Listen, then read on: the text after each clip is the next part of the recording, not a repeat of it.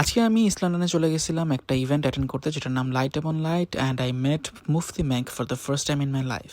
So আমি আজকে এই পাঞ্জাবিটা পরছি, যেটা আড়ং থেকে নেওয়া, আর গাড়ি করে আমরা সবাই রওনা দিয়ে দিচ্ছিলাম ইভেন্টে যাওয়ার জন্য। হ্যালো এভরিওয়ান, সে হাই। Hi. Bonjour. আর গাড়িতে ওঠার পরে এরকম ব্রিটিশ পোলাপানরা ঝগড়া শুরু করে দিছিল। 0 and 4 months old. Yes, you're 0 years and 4 months old. Get that into your No, head, man. 0 years and 4 months. Yes, you can say old. Oh my days. আর কতক্ষণ পরেও আবার গানও গাওয়া শুরু করছে। Kada sada kala kala. Tumase sada kala. আর একটু পরে আবারও ঝগড়া শুরু হয়েছে।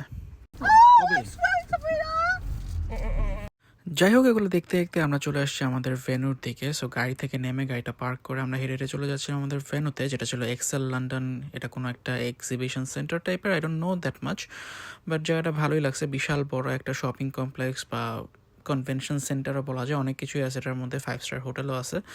সো এইভাবে আমরা যাওয়ার পরে চলে গেলাম রেজিস্ট্রেশন করতে। আমরা যে টিকিটটা কিনছিলাম সেই টিকিটের কিউআর কোড স্ক্যান করার পরে তারা আমাদেরকে একটা এরকম ব্যান্ডেজ দেয় হাতের মধ্যে, ব্যান্ডেজ বা এটা একটা ব্রেসলেটের মতো কিছু একটা দেয় হাতের মধ্যে, আর হাতের মধ্যে একটা গুডি ব্যাগ ধরা দিছে। এখানে অনেক ছোটো ছোটো স্টলও ছিল ঈদ শপিং করার জন্য, কিন্তু অনেক এক্সপেন্সিভ। যাই হোক, সেই গুডি ব্যাগটা নিয়ে আমি চলে যাই, যেটার ভিতরে ইফতারের জন্য ছোটোখাটো কিছু আইটেম দেওয়া ছিল, যাতে করে জাস্ট রোজাটা ভাঙা যায়।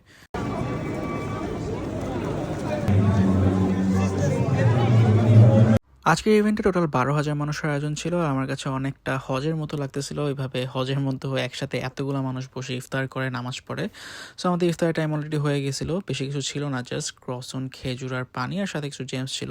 সো আজান দিয়ে দেওয়ার পরে আমরা ইফতারটা করে নিই, আর এরপরে সবাই একসাথে নামাজের জন্য দাঁড়াই। নামাজ শেষে আমাদের অ্যাকচুয়ালি মেইন ফুড সার্ভ করা হচ্ছিল, এখানে বক্সে করে খাবার দিচ্ছিল।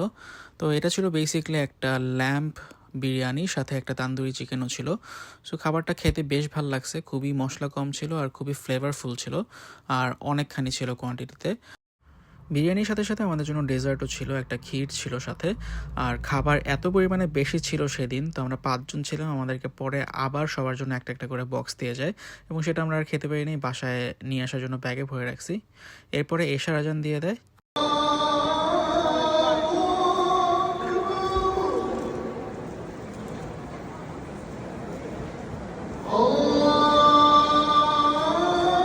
এশার আজানের পরপরই আমাদের জন্য চলে আসে বিশেষ আকর্ষণ এই অনুষ্ঠানে, সেটা ছিল মুফতি ম্যাঙ্ক। আর লাইফের ফার্স্ট টাইম ওনাকে সামনাসামনি দেখার পরে খুবই ভালো লাগতেছিল।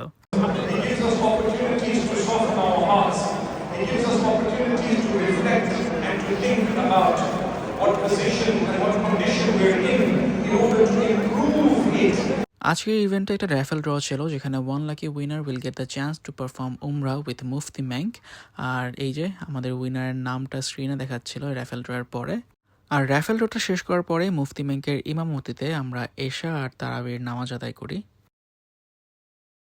তারাবির পরপরই আমাদের ইভেন্টটা মোটামুটি শেষ হয়ে যায়, তো আমরা সুন্দর করে বাইরে বের হয়ে যাই।